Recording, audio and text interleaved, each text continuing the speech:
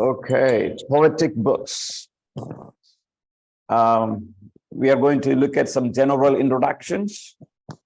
With our introduction to the Old Testament poetic books, we will examine few things like characteristics and some of the general information, and especially wisdom in the Old Testament. So what is wisdom? I will explain like wisdom literature means. That's something that I'm going to explain in the future as we proceed. All right, so let's look at, first of all, the characteristics of poetic books. Before we delve into the characteristics, you can print angelology, right, if you wanted to print. But poetic books is not completed yet. It will take maybe within this week, I hope I will be able to send you the entire bunch of poetic books. So please note that, right? Characteristics of poetic books. They entertain, question on, reflect tensions which are directed to God in the various situations of life. So we are going to look at poetic books. When we say poetic books, what are the books that we are going to consider? We are going to consider Book of Job, Psalm, Proverb, and then Ecclesiastes, Song of Solomon, Lamentation. All these books are coming under the title of poetic books, right? So what do they really teach us, right? What do they really teach us? For example, if you look at Job, Psalm, and Proverbs, the speakers address God on man's behalf. But in the prophet, the speakers address man on God's behalf. So you see the change in the address. In Job, Psalm, and Proverb, people are speaking to God. This is a conversation to God. Whereas if you look at prophetical books, God is speaking to man. So these three books are basically men expressing themselves to God. Then what about Ecclesiastes? We are going to look at Ecclesiastes. It is simply a human monologue, right? You know, dialogue and monologue, right? This is a conversation that the author of Ecclesiastes does about his observation about life. He observes lives in two ways, with God and without God. So you need to be a little careful when you read Ecclesiastes, right? There are portions in the book of Ecclesiastes where he explains life without looking through the lens of God. And he would say, everything is empty. That's what he would say. But when he looks through the lens of God, the author would say, Solomon would say, everything has got meaning. Actually, it is not vanity. That is how you look at it. Then, Song of Song is clearly anthropocentric, right? It's a man-centered love song, right? It explains about love between a husband and wife. That is what Song of Song. Maybe, the way that you have looked at Song of Song, maybe a little different. But if you really read the literature, that's what it is. Fourth is the Lamentation. So you have Lamentation. It is a song about the fall of Jerusalem, as Jeremiah mourns of Jerusalem, over Jerusalem when Jerusalem was fallen. He wrote this song of lamentation. So we'll look at that, some of the introductory materials on that as well. So first of all, yes, they entertain questions or reflect tensions which are directed to God, right? So tensions that are directed to God. Now, as we progress, you will understand what is this tension. Second characteristics, they have universality. Yes, they explains about certain items that occur in the life of every man. Right? It is, for example, they will talk about suffering. Suffering is a universal phenomena, right? Then the conscience that marred by sin, that is also a universal phenomena. For example, we know that everyone is sinful, and everyone has got that conscience of sin. Then this poetic books also talks about transience or brevity of human life. Human life is so short. It also talks about passionate love of man and woman. So these are common things that are related to man. So universal matters are explained in poetic books, right? Universal matters. Third, if you study poetic books, they reflect courageous spirits, right? Courageous spirit means, yes, you will see people with courage, like Job, who is ready to ask certain questions about life. And they often have mood of challenge and skepticism. Yes, if you read Psalms, right, you will see the challenge that make through some of the songs, and of course skepticism, optimism and skepticism. Some of the others initially they will explain about the mood of skepticism, why the earth is like this, right? So you can see that in the poetic books. They focus on man's meditations on God and God's response. Some of these psalms, yes, David or Asaph, they would explain about who God is, and and they will explain about the beauty of God, right? The sovereignty of God, the omnipotence of God, and they also focus on God's response, right? How God reacts to man's conditions when man is in suffering. What is God's response? When man does sin, how does God respond? Psalmist explains them. Next, they are characterized as being individual and personal, right? Many of the Psalms are like that. This is the evidence of importance of individuals to God. Many Psalms talks about personal faith, personal trust. Yet, I will trust in the Lord, Psalmist says. So, it explains about what? Personal trust. These poetic books are characterized by personal life. Just think about Book of Job. It's the same. All right, these are some of the characteristics. Right now, let's look at some of the general information. How should you understand? Poetic books, especially the place in the Hebrew canon? Now, remember, I said Hebrew Bible is divided into three.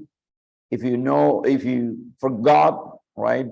The first division is known as, let's see if I can, the gap here. There is Torah, right? That is the first book. Actually, this Torah is known as the Pentateuch in English. Then they have got Nevi'im, Book of Prophets, Nevi'im. Now, Nevi'im has got most of the historical books and prophetical books combined. Then you have Ketuvim. This is the third division in the Old Testament. So most of the poetic books comes under Ketuvim, right? Under Ketuvim. So that's how this is the Hebrew division of the Old Testament, right? Hebrew division of the Old Testament. So when I say Ketuvim, this is what I mean, right? The third division of the Old Testament. In the Septuagint, that is Alexis, right? Alexis means what? Right, Septuagint. It is the what is Septuagint? Septuagint is the Greek translation of the Old Testament. All right, this is the Greek translation. This is translated even before Jesus Christ was here. Like in the BC itself, Old Testament has been translated. Jesus sometimes used this Greek translation, Septuagint. This is also, so in Septuagint, it comes under hagiographa, or known as sacred writings, right? So poetic books comes under hagiographa in the Septuagint. So now, we said in Hebrew canon, poetic books comes under where? Ketuvim, right? Ketuvim. There are, and you have Torah, Nevi'im, Ketuvim. Poetic books come under Ketuvim. Now, in Ketuvim, there are few divisions, right? Few divisions. And the first division is known as the Book of Truth, right? Book of Truth. 3 books are known as the Book of Truth in Hebrew Bible. Number 1, Job or Job, right? Job or Job.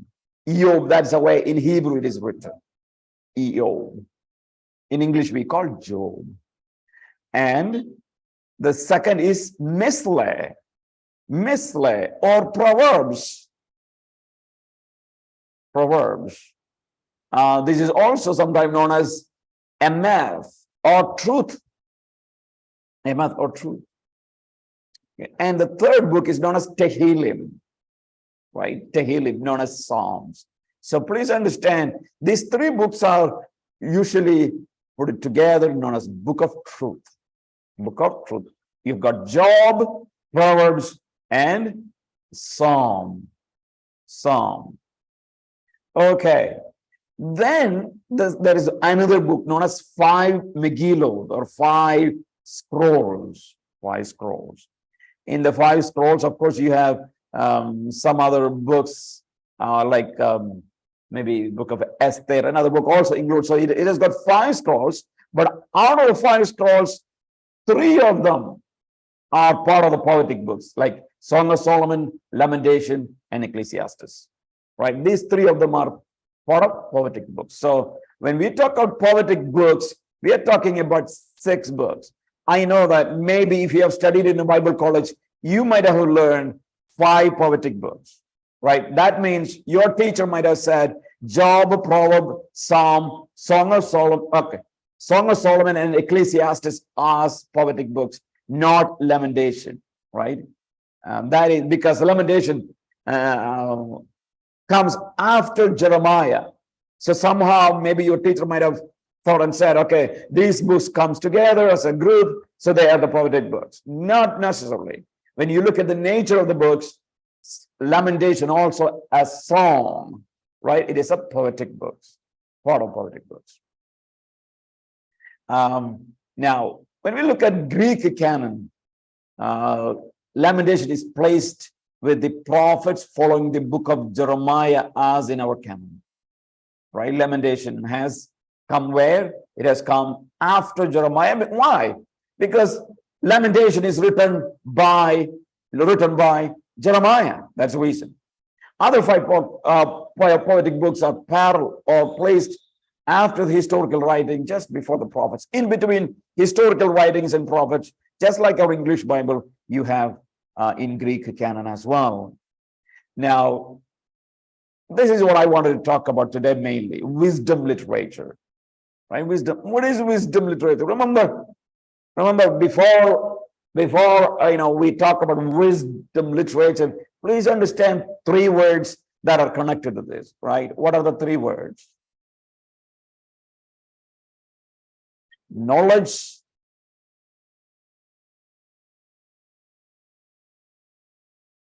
understanding, okay, plus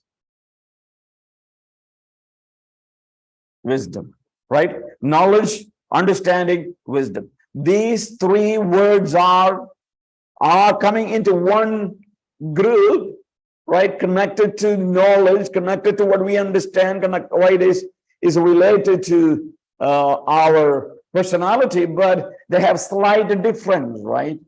And knowledge is the acquired information that we have. Understanding is the deep understanding. It is the knowledge of how a thing or a principle works, right? You know the details when you understand something. And what is wisdom? Wisdom is the ability to apply those things that you know, those things that you have learned. That is what wisdom. So please make sure you understand the difference between knowledge, understanding, and wisdom. These are three different words, but are connected.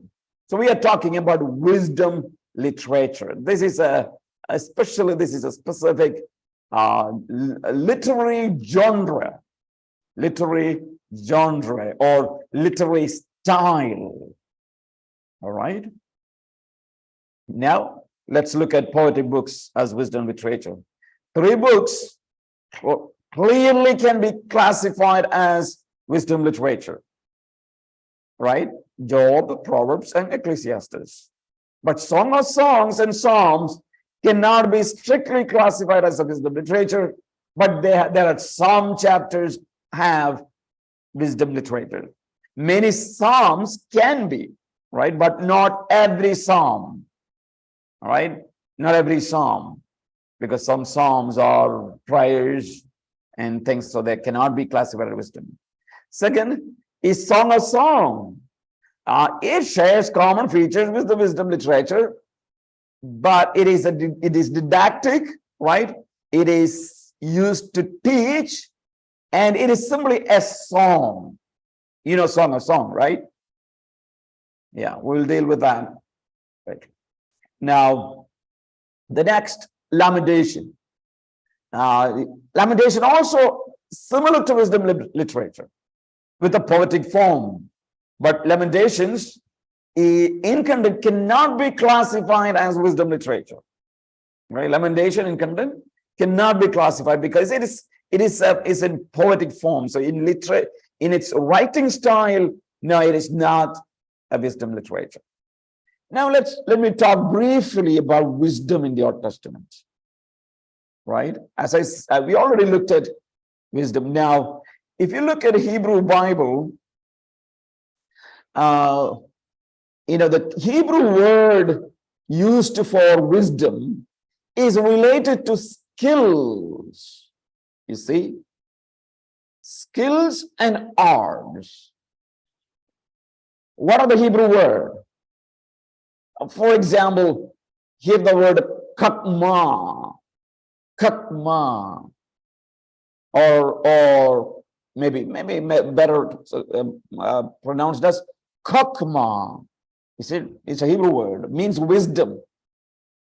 And kakam, kakam means wise man.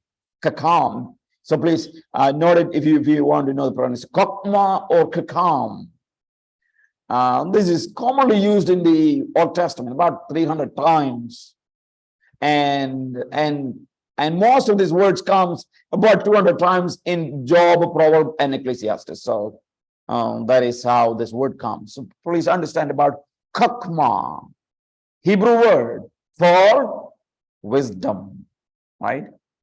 What are the things this word is used for? Artisans, and then like practical arts like goldsmiths, sailors, women skilled are known as, and for them this word is used, magicians, soothsayers, and military strategists and statements. They all share the word kakma, wise people, right? So the practical arts, even musical arts. So David was considered to be a wise man because of his music, right? Solomon was considered to be a wise man because of his strategy and his wisdom that he has in various areas of life, right? So they were considered to be wise people.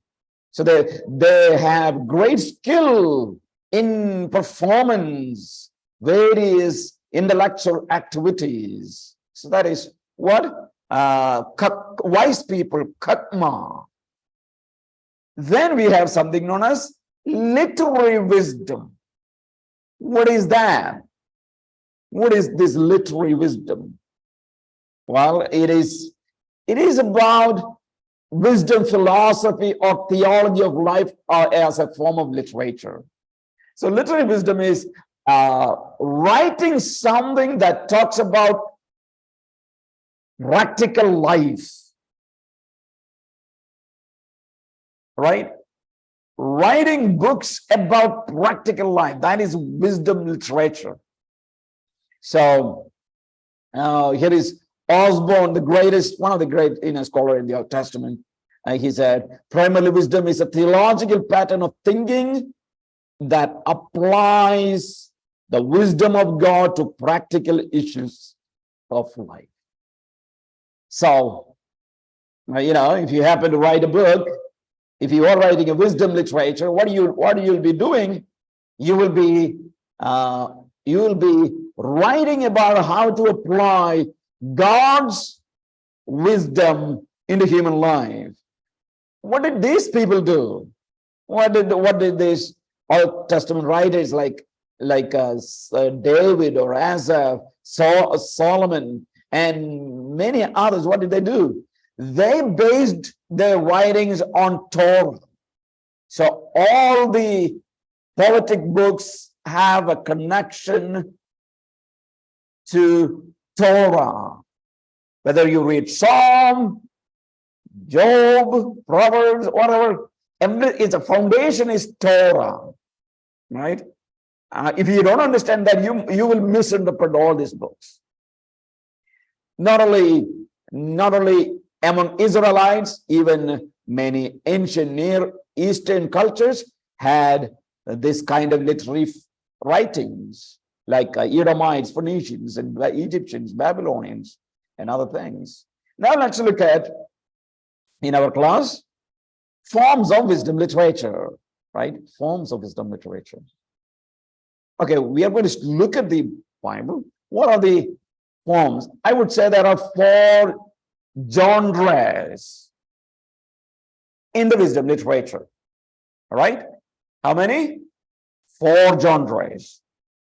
Like Proverbs, instruction, autobiographic, disputation speeches. So these are the 4 types of wisdom literature. Let's look at Proverb. All right. Listen carefully. Listen carefully. What is a proverb? Right? What is a proverb? Now, here is the definition. It's important to know. Proverb is a concise, memorable statement of truth. In your culture, every culture has got proverbs. In English, for example, they have a proverb: an apple a day keeps doctor away. You see, all that glitters are not gold. These are all proverbs, right? And you can have in your culture your own proverbs. So what is a proverb? It is a concise, memorable statement of truth. And these truths are learned through human experience, right? And what did they do? What the biblical authors did, they interpreted human experience in the light of the Bible, light of the Old Testament, light of Torah. That's what basically it is. Okay. Now, when you read Proverbs, there are two types of Proverbs. All right? Two types of Proverbs. What are the two types of Proverbs? This is easy. Number one is known as descriptive proverb. Number two is known as prescriptive proverb. Maybe some of you, this may be the first time you are listening to descriptive proverb and prescriptive. What is meant by descriptive proverb? Well, this describes a situation of life. Yes, situation of life, without noting how it applies or what its exceptions are, right? Exceptions are. Descriptive proverb simply describes a situation in life. Simply describe. It doesn't say how you need to apply other exception. For example, here is the one in Proverbs chapter 18. It says, a gift opens the way for the giver and ushers him into the presence of the great. You see, this is a proverb, right? This is a description. It doesn't command anything. It doesn't say you need to do this. It doesn't say. It doesn't say you should do that or you should not do this.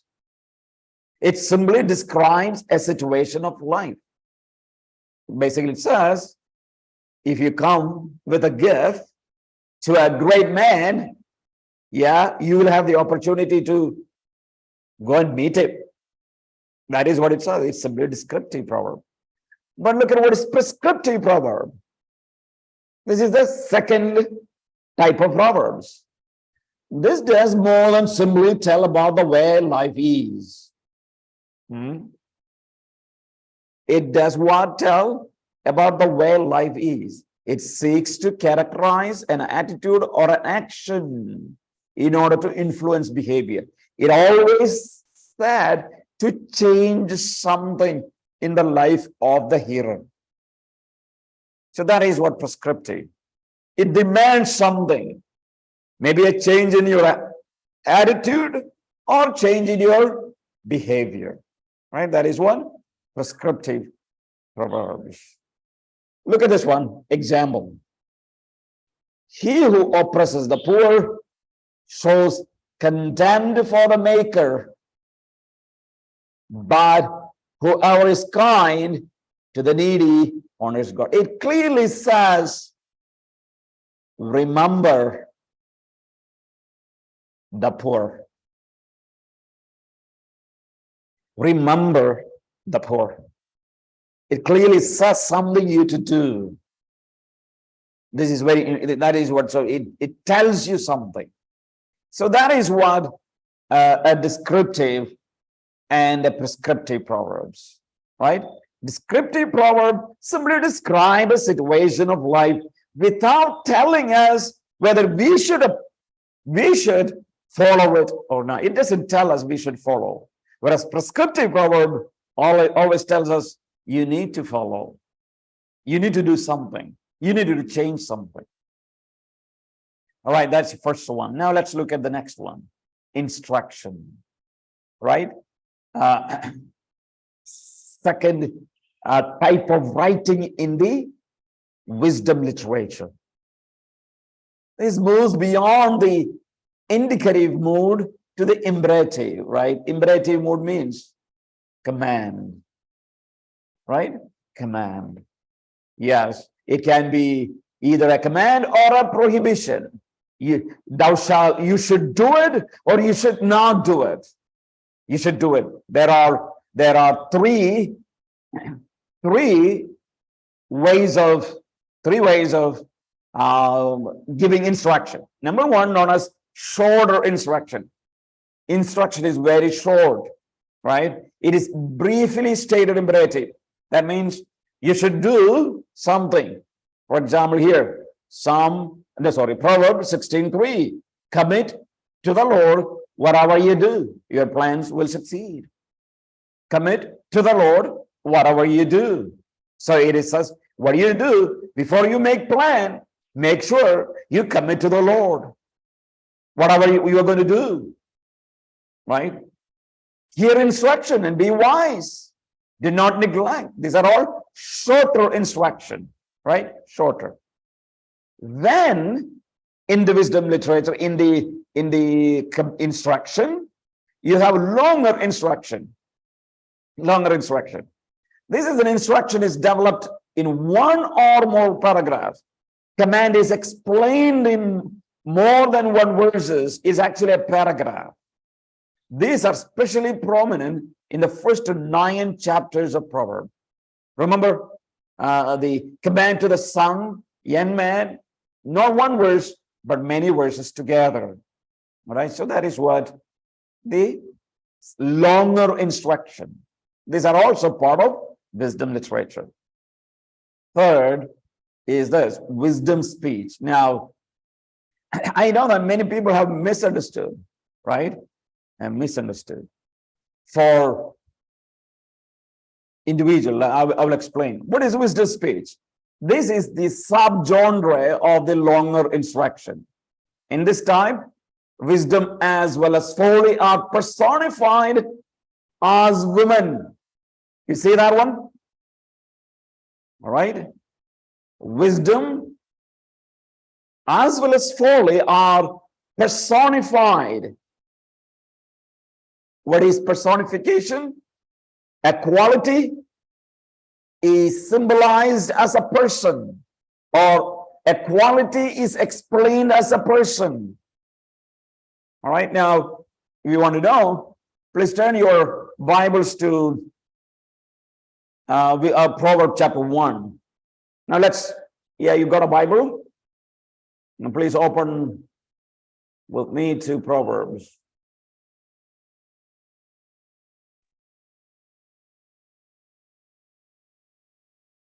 Can one of you please read verse 20?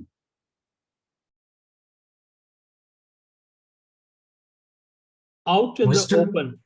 Go ahead. Yeah, anyone. Okay, so these are, please go ahead. Out in the open, wisdom calls aloud. She raises her voice in the public square. Did you see? Wisdom calls aloud. And then you see the word she. So what is that she refers to? That she refers to wisdom. This is what known as personification. Personification. Right? And there are many places. For example, chapter 8, if you look at chapter 8 verse 1.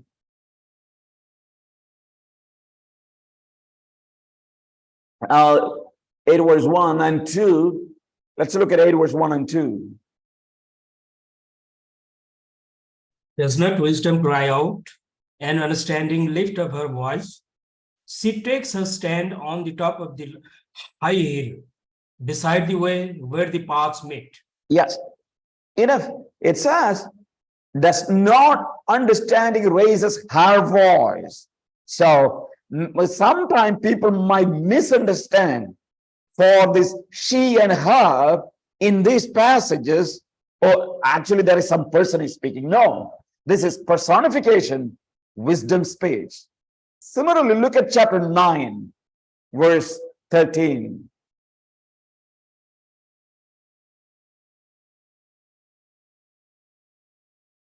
9 verse 13 to 17. Folly is an Foolish- unbelief. Go ahead. Yeah, anyone. Go ahead. A foolish woman is glamorous. She is simple and knows nothing. Okay, But one she second. sits- One second. You read like foolish woman, right? Yeah. The NIV does a good job on that. The woman folly is loud, right? Actually, it is foolishness. Foolishness is compared to a woman, right? Like wisdom is personified as a woman, foolishness also is personified as a woman. Now go ahead and read. First she sits at the door of her house on a seat by the highest place of the city to call to those who pass by, who go straight on their way. Whoever is simple, let him turn in here. And as for him who lacks understanding, she says to him, stolen water is sweet, and bread eaten in secret is pleasant. But he does not know that the dead are there, that her guests are in the depths of hell. Of the grave, yes. So what we want, this wisdom speech, wisdom is speaking. It is personified as a woman. Not only wisdom, foolishness, folly also personified as a woman in the book of Proverbs. So this also wisdom literature style. Wisdom literature style. All right, so that is what instruction, right? So first one, we looked at Proverbs. There are two types of proverb: descriptive proverb and prescriptive proverb. Instruction, there are three: shorter instruction, longer instruction, wisdom speech, right? Now, autobiographic, right? Autobiographic. In the autobiographic, there are two autobiographic genres. All right, that is number one is an example story, and now the other one is a reflection. What is an example story? If you read Proverbs, this is what you will see. The narrator recounts an illustration or a personal experience, and how from experience he has learned the truth worth leaving to others. So you will see they write a story, maybe an experience, and give you the lesson. And of course, if you want to study well, what you are going to get, there are basically three parts to the genre. He explains his experience, then he illustrates his point, then a moral conclusion. That's how example stories are given in the Bible. All right, let's look at Proverbs 24, verse 30 to 34. Let's look at this one. Proverb. I went by the field of the lazy man, and by the vineyard of the man devoid of understanding, and there it was, all overgrown with thorns. Its surface was covered with nettles. Its stone all was broken down. When I saw it, I considered it well. I looked on it and received instruction: a little sleep, a little slumber, a little folding of the hands to rest. So shall your property come like a prowler, and your need like an armed man. You look at that one. That is the example story. You have the narrator explain an experience. It's the experience is there in verse 30. He says, I went past the field of the sluggard or lazy man. So he explains, right? And then he has a story illustrating his point is there in verse 33. A little sleep, a little slumber, a little folding of hands. That is the illustrating, that's a point. Then moral conclusion is in verse 34. What is the conclusion? Poverty will come on you like a bandit, and a scarcity like an armed man. So that is the lesson to be learned. So this is example stories. And of course, it's slightly different, the reflection genre, reflection.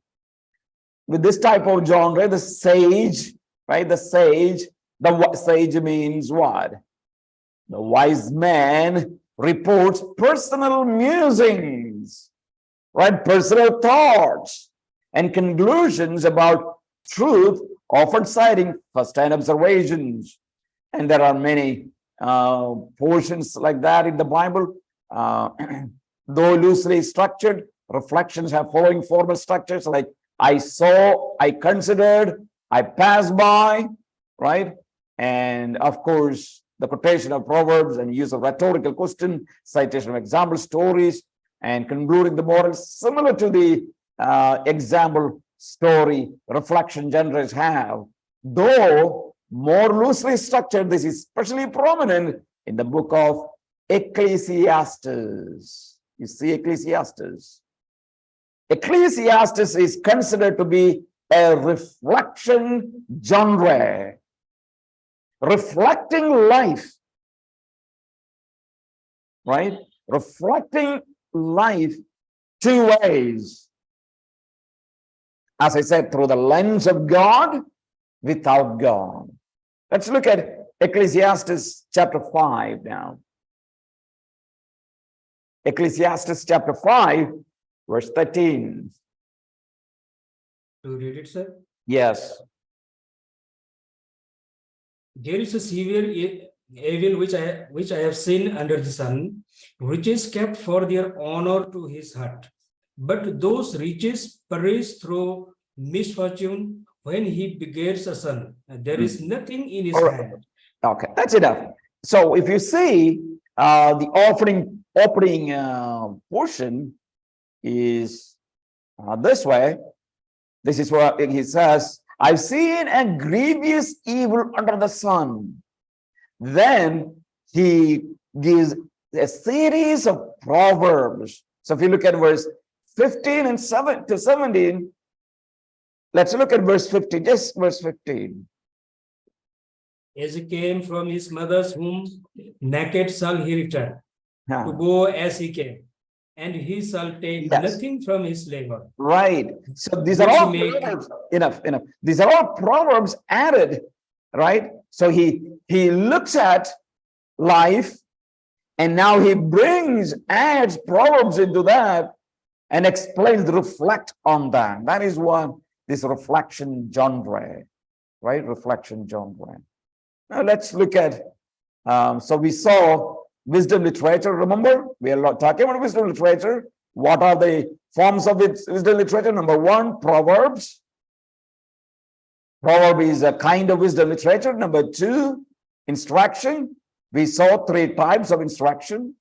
Third, autobiographic. We saw two, example stories and reflection genres. And fourth type of wisdom literature is disputation speech.